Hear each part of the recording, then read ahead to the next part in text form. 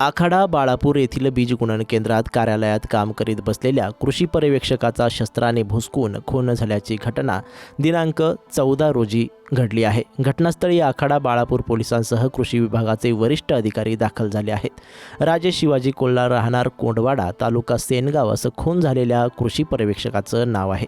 आखाडा बाळापूर शहरालगत बीज गुणन केंद्र आहे।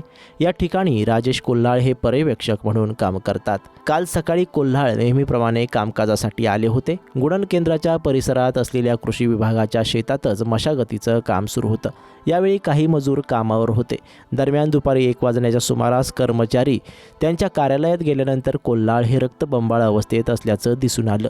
या घटनेची माहिती तातडीनं आखाडा बाळापूर पोलिसांना तसेच जिल्हा अधीक्षक कृषी अधिकारी कार्यालयास देण्यात आली।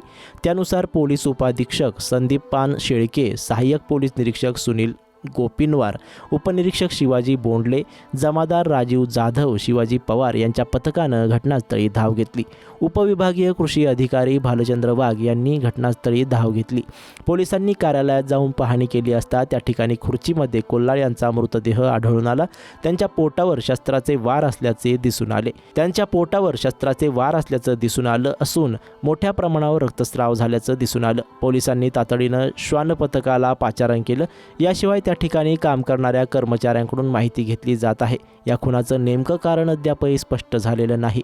कोल्हाळ यांचा मृतदेह उत्तरीय तपासणीसाठी आखाडा बाळापूर येथील ग्रामीण रुग्णालयात नेण्यात आलाय।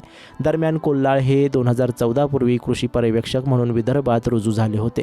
1 वर्षापूर्वीच त्यांची लातूर विभागात बदली होऊन त्यांना हिंगोली जिल्हा देण्यात आला होता।